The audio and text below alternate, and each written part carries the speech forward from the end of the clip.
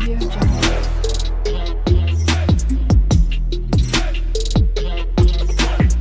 Audio Jungle. মিয়ানমারের সংকট নিয়ে দেশটির প্রতিবেশী বিশেষ করে সীমান্ত ঘেঁষা দেশগুলোর প্রতিনিধিরা থাইল্যান্ড বৈঠকে বসতে যাচ্ছেন। ভারত, চীন সহ 6 দেশের এই বৈঠকে থাকছে বাংলাদেশও। ব্যাংককে বৃহস্পতি ও শুক্রবার পরপর 2টি বৈঠক অনুষ্ঠিত হবে বলে জানিয়েছে বার্তা সংস্থা রয়টার্স।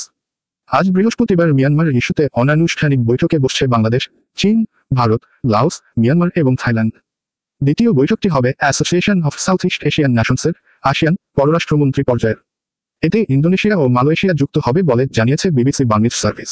তবে এটিতে মিয়ানমারের জান্তা সরকারের পররাষ্ট্রমন্ত্রী অংশ নিচ্ছেন কিনা তা নিশ্চিত হওয়া যায়নি রয়টার্সের প্রতিবেদন থেকে। 2021 সালের সামরিক অভ্যুত্থানের পর থেকে মিয়ানমারের বিভিন্ন অংশের যুদ্ধ পরিস্থিতি প্রকট হতে থাকে। জান্তা বাহিনী বিদ্রোহীদের কাছ থেকে চ্যালেঞ্জের সম্মুখীন হচ্ছে মূলত সীমান্ত এলাকাগুলোতে। যেমন রাখাইন রাজ্যের বেশিরভাগ এলাকা আরাকান আর্মির নিয়ন্ত্রণে এখন। বাংলাদেশের অপর পাশে প্রায় 350 কিলোমিটার সীমান্তের পুরোটাই তাদের দখলে। শুধুমাত্র রাখাইন রাজ্যের রাজধানী সিতোয় সেনাবাহিনীর নিয়ন্ত্রণে আছে। বিবিসি সংবাদদাতা জোনাথন হেড জানান, আরাকান আর্মি সম্ভবত প্রথম কোনো বিদ্রোহী গোষ্ঠী যারা পুরো একটি রাজ্যের নিয়ন্ত্রণ নিতে চলেছে। বাংলাদেশের প্রধান উপদেষ্টার রোহিঙ্গা সংক্রান্ত বিশেষ প্রতিনিধি খলিলুর রহমান সম্প্রতি ঢাকায় এক সেমিনারে ইঙ্গিত দিয়েছিলেন। তিনি বলেন, ইতোমধ্যে উদ্যোগ নেওয়া হচ্ছে যাতে অন্তত সীমান্ত ব্যবস্থাপনার ব্যাপারে আরাকান আর্মির সাথে যোগাযোগ থাকে। যদিও আরাকান আর্মির সাথে বাংলাদেশ সরকারের যোগাযোগ হয়েছে কিনা কিংবা যোগাযোগের সিদ্ধান্ত চূড়ান্ত হয়েছে কিনা সেটি এখনও পরিষ্কার নয়। রোহিঙ্গা ইস্যুতে অন্তর্বর্তী সরকারের নীতিতে পরিবর্তন দেখা যাচ্ছে মন্তব্য করে বাংলাদেশের একজন নিরাপত্তা বিশ্লেষক ব্রিগেডিয়ার জেনারেল বাইজিদ সরোয়ার এই বৈঠককে বাংলাদেশের জন্য একটি ভালো সুযোগ হিসেবে দেখছেন। অন্যদিকে রাখাইনে ভারত ও চীনের রাজনৈতিক ও অর্থনৈতিক স্বার্থ পরস্পর বিপরীতমুখী বলে পর্যবেক্ষণ মিয়ানমারে নিযুক্ত বাংলাদেশের সাবেক কূটনীতিক মেজর এমদাদুল ইসলামের। তিনি বলেন, আরাকান আর্মির ওপর চীনের প্রভাব থাকায় তাদের কর্মকাণ্ড ভারতের স্বার্থের বিপক্ষে যাচ্ছে। ভারতের আন্তর্জাতিক সম্পর্কের বিশ্লেষক অধ্যাপক শ্রীরাধা দত্ত অবশ্য মনে করেন, দেশের মধ্যে সব ইস্যুতে যে বৈরিতা থাকে তা নয়, কোনো কোনো ক্ষেত্রে তাদের অবস্থান অভিন্ন হতে পারে। এমন পরিস্থিতিতে রাখাইনে ভারত, চীন ও বাংলাদেশের স্বার্থের সমীকরণ কি হবে? ব্যাংককের বৈঠক থেকেই বা বাংলাদেশের কি অর্জন হতে পারে? ভারত চীনের স্বার্থ রাখাইন রাজ্যের মধ্য দিয়ে ভারতের অর্থায়নে কালাদান মাল্টিমোডাল প্রকল্পের কাজ চলছে। বাংলাদেশকে অনেকটা বাইপাস করে কলকাতা থেকে সিতোয় অর্থাৎ আগের আকিয়া বন্দর পর্যন্ত নৌপথে জাহাজ চলাচলের উপযুক্ত করেছে ভারত। কলকাতা থেকে প্রথমে সমুদ্রপথে মিয়ানমারের সিতোয় বন্দর, তারপর কালাদান নদীপথে পালেতোয়া, সেখানে থেকে সড়কপথে ভারতের মিজোরাম তথা উত্তর পূর্বাঞ্চল সংক্ষেপে এই হলো কালাদান মাল্টিমোডাল প্রজেক্টের রুট।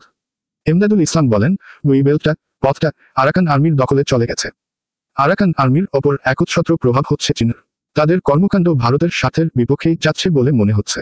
নেপথ্যে চীন থাকলেও ভারতকে আরাকান আর্মির সাথে সম্পর্ক এগিয়ে নিতে হবে বলে মনে করেন অধ্যাপক শ্রীরাধা দত্ত। তিনি বলেন, রাখাইনে ভারতের ইনভেস্টমেন্ট আছে। ওদের সাথে এগোতে হবে, তা চীনের সাথে হোক বা অন্য যাদের সাথেই হোক। তাৎক্ষণিক কোনো পরিবর্তন না দেখা গেলেও ভবিষ্যতে এর ফল পাওয়া যাবে বলে মনে করেন এই অধ্যাপক। অন্যদিকে মিয়ানমারকে ঘিরে চীনের অর্থনৈতিক ও কৌশলগত স্বার্থ এবং বিনিয়োগ সবচেয়ে বেশি। রাখাইনে গ্যাস, বিদ্যুৎ, বন্দরের বড় প্রকল্প গড়ে তুলছে চীন। মিয়ানমার বন্দর কর্তৃপক্ষের ওয়েবসাইট থেকে জানা যায়, রাখাইন রাজ্যের চকপিউ, বাকিওকফিউ এলাকায় চীন একটি সমুদ্র বন্দর গড়ে তুলেছে। বিশেষ অর্থনৈতিক অঞ্চলের অংশ হিসেবে নির্মাণ করা হয়েছে বন্দরটি।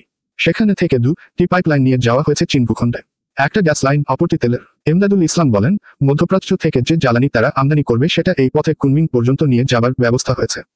মিয়ানমারের অস্থিতিশীল পরিস্থিতির মধ্যে নিজেদের স্বার্থ রক্ষা এখন দেশগুলোর অগ্রাধিকার বলে মনে করেন বিশ্লেষকরা। সেই জায়গাতেই কনভার্জেন্স, বোঝাপড়ার সাদৃশ্য তৈরি হওয়ার সম্ভাবনা দেখেন বিশ্লেষক শ্রীরাধা দত্ত।